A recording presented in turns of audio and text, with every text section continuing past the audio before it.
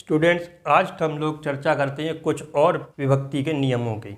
इससे पहले वीडियोस में हम लोग 2, 3, 4, 8, 11, 9 इस तरीके के अंकों से विभाजित होने के नियमों की चर्चा कर चुके हैं। अगला अंक संख्या हम लेते हैं 13। 13 से विभाजित होने का नियम।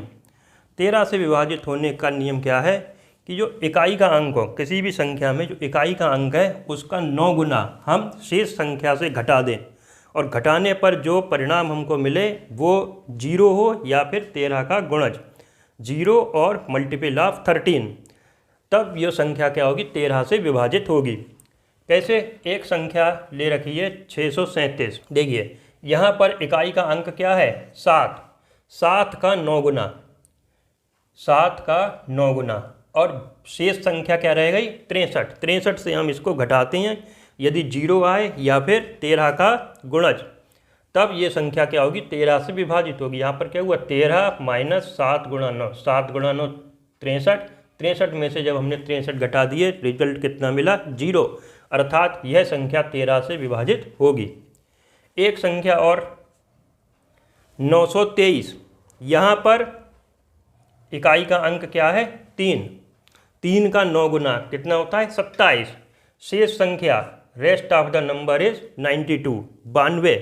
92 से जब 27 हम घटाएंगे तो 92 और 27 का अंतर आता है 65। 65 भी क्या है, 13 का गुणज है। 13 गुणा 5 65 होता है। लिहाजा यह संख्या 923 13 से विभाजित होगी। चेक कर सकते हैं।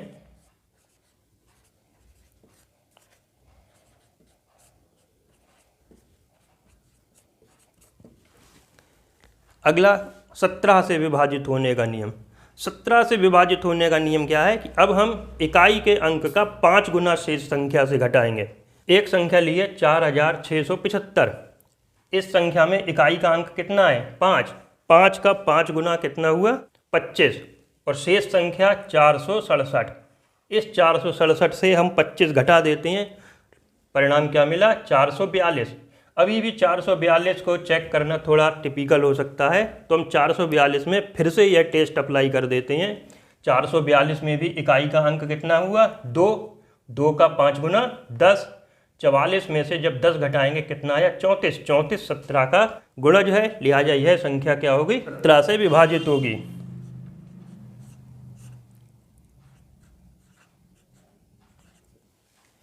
फिर 19 से विभाजित होने के लिए नियम क्या है कि अंतिम 2 अंकों से बनी हुई जो संख्या हो, किसी भी संख्या में अंतिम 2 अंक कौन से हुए, दहाई का अंक और इकाई का, टेंस प्लेस वाली डिजिट और वंस प्लेस वाली डिजिट से मिलकर जो नंबर तैयार होगा उसका 4 गुना शेष में हम जोड़ देंगे।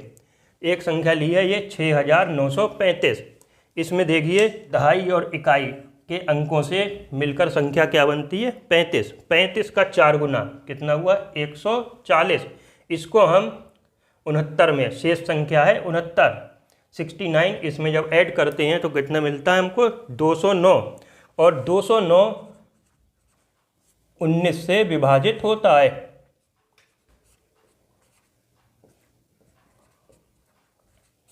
तो ये क्या हुआ, ये संख्या 6935 29 से विभाजित होगी। नेक्स्ट 23 से विभाजित होने का नियम, डिविजिबिलिटी बाय 23। किसी भी संख्या के 23 से विभाजित कब होगी, जब उस संख्या के इकाई और दहाई या अंतिम 2 अंकों से मिलकर जो बनी संख्या। यहाँ पर एक संख्या हम लेते हैं 1725। इसमें अंतिम 2 अंकों से बनी संख्या क्या हुई, 25। इस 25 का 3 गुना हम क्या करेंगे, शेष संख्या में जोड़ देंगे। अंतिम 2 अंकों से प्राप्त संख्या का 3 गुना शेष संख्या क्या है, 17, इसमें जोड़ देंगे। और जो जोड़ने पर जो हमको योगफल मिलेगा, यदि वो 23 का गुणज होता है, मल्टीपल ऑफ 23 होता है, तब वो संख्या भी 23 से विभाजित होगी। यहाँ पर देखिए 25 का 3 गुना कितना हुआ, 75। 75 और 17 92। 92 क्या होता है, 23 गुणा 4 92। जब 92 को 23 से भाग करेंगे तो ये पूर्णतः विभाजित हो जाएगा, हमको भागफल मिलेगा 4। तो ये अंतिम संख्या का 3 गुना और शेष संख्या का योग एक 23 का गुणज है, इसलिए यह संख्या 1725 क्या होगी, 23 से पूर्णतः विभाजित होगी। इसी प्रकार से एक और नियम देखते हैं 29 से विभाजित होने के लिए क्या करना होगा हमें कि किसी भी संख्या में यदि इकाई के अंक का 3 गुना शेष संख्या में जोड़ने पर हमें 29 का गुणज मिलता है, मल्टीपल ऑफ 29 मिलता है, तब वह संख्या 29 से विभाजित हो सकती है।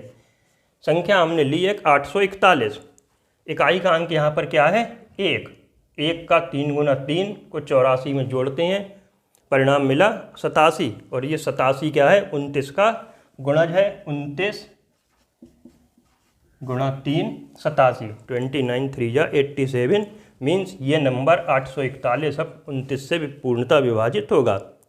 एक संख्या और देखते हैं 10,556।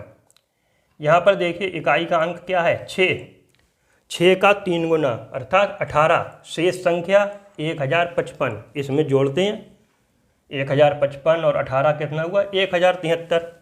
अभी भी 1073 ऐसा नहीं है कि 29 की टेबल में हमें डायरेक्ट मिल रहा हो, तो हम इस पर फिर से यही टेस्ट अप्लाई कर देते हैं। कैसे 1073, यहाँ पर अब इकाई का अंक कितना हुआ 3 का 3 गुना 9, शेष संख्या 107, 107 में 9 जोड़ने पर कितना मिलता है 116, और 116 क्या होता है 29 गुणा 4 116, यानी कि ये 116 29 का गुणज है, मल्टीपल ऑफ 29 है, लिहाजा यह संख्या 29 से पूर्णतः विभाजित होगी।